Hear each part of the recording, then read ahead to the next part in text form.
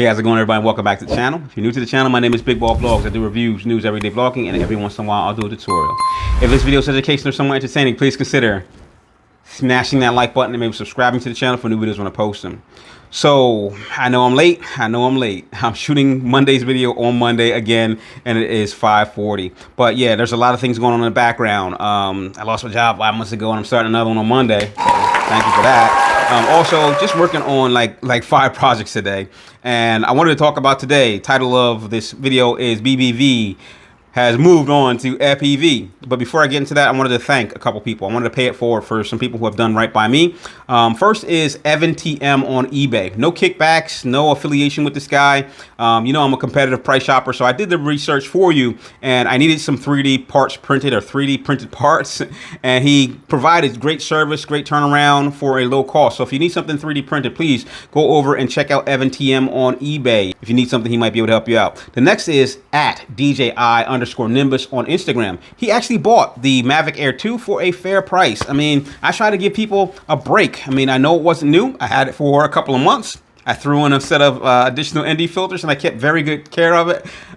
With maybe, I don't know, maybe it had like a dozen flights on it. But he paid the asking price, and I value that from someone. You know, and plus, I always want to sell something to someone I know who's going to, you know, enjoy it. And within days of buying it, he was already putting up some amazing shots from it.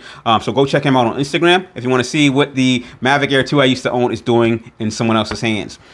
But with that said, let's talk about BBV transitioning into FPV. I've made the jump now that I don't have any camera drones. While I will be looking for something new in the future, I don't have any currently right now. And I talked about this for a while. I talked about transitioning, you know, way back from, you know, remote ID proposal. I'm like, hey, the FAA is wild, and I don't know what they're doing, and they're not going to ground me or make me fly a $1,500 drone in a park. And I said, hey, man, I've seen guys doing this amazing stuff with these, you know, these FPV style drones. I want to give it a shot. I want to try it again. Plus, I had like 15 years of experience flying remote control helicopters and airplanes. And there's just some feeling of accomplishment you get from, like, you know, going into the sim and understanding how to pilot one of these things, building it, getting it off the ground. Like the first time for me, when I got my first helicopter, it literally hovered this far off the ground for like 1 second. I felt like the freaking Wright brothers. Seriously, it was that exciting for me. But yeah, I wanted to get back to that because of the excitement that I get seeing some of these guys fly FPV drones.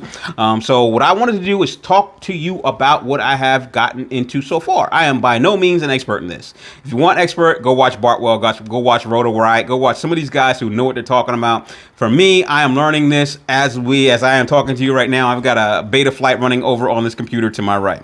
But yeah, I want to talk to you about what I've gotten so far, because for me, getting into it was almost like getting into it for the first time. And you know, I like to do videos on how to get into things without spending a lot of money. So I wanted to talk about this drone, quadcopter, whatever you want to call it. You've seen it in previous videos, and some of you guys were like, hey, can't wait to see video footage from it and see, you know, what I'm doing with it. But this was the reason why, primarily why I wanted to switch to FPV drones. And this is a cinewhoop style drone. It's usually used for using the cameras to shoot video footage similar to a camera drone. It usually has, like this one, I changed out the original camera, which was just a simple FPV, you know, line of sight camera with a DVR 1080 camera, but it's used for, you know, flying and getting some amazing video footage. I've seen guys use these cinewhoops. They will actually fly through a neighborhood so you can see the neighborhood, fly over the property so you can see the property, and then fly into a property for real estate listings so you get the full perspective of what you're getting yourself into. And I also saw an Asian filmmaker who shot the beginning of his film with one of these, and at the time I was like, how did he do that? How did he fly that into that window? Or what did he use to fly into? I wanted to go out and buy whatever he was using that day, just seeing that video. So went out looking for cinewhoop style drones, thought about building one for the first time. It can get kind of expensive if you're one of those guys that likes to buy the best of the best. But what I came across was a lot of videos for this. And this was, again, I don't know if I told you in previous videos, this is the Cloud 149 Reptile V2. A lot of guys have done videos on this. This is a very capable, very inexpensive plug-and-play PNP quadcopter. So if you're thinking about transitioning into FPV for cinematics, this will do it for you. There's a lot of guys doing Beta X5s and smaller versions, but if you want to fly a full-size camera, I mean, I've flown like this. This is the original camera that I started, one of the original cameras I started the channel with, like, I had to be like 6 to 8 years ago. I don't know. It feels like 6 to 8 years ago, but I still got this camera. So this came with this little plastic camera holder, and I flew around with this for a while to see, you know, if I liked it, dip my toe into the FPV water.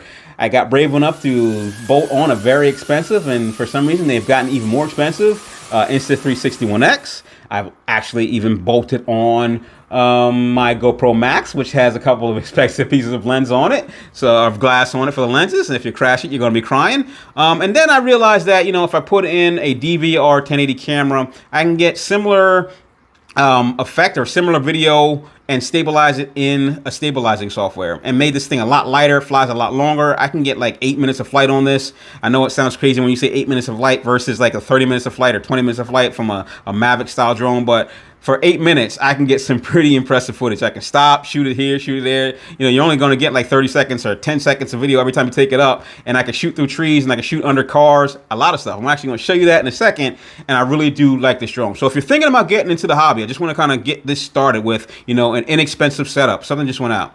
Oh, my lights just went out behind me. An inexpensive setup to get in. The Cloud 149 is an amazing start. You don't have to, you know, do all of the configurations that I've done, which I'll do another video on in the future. But the Cloud 149, something inexpensive like the Beta something controller, or this one. I bought the Radio Link TS8, which is or T8S, which is like video game style. It was like 35 bucks, and this little thing, things are just getting so small. This little thing has like a 1.5 mile range on it. It has the range of some of your bigger FPV camera style drones.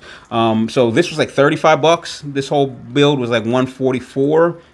Batteries I got off of Amazon for about $15 a piece, and I also bought an inexpensive pair of goggles for, I think I spent 60 bucks on these. These are Eachines. You're going to hear that name a lot on this channel because I really do like what Eachine offers. Low cost with a decent product, decent value. So yeah, that's it. And a lot of you guys said, hey, you want to see what these things can do? Take a look. I'll talk to you later.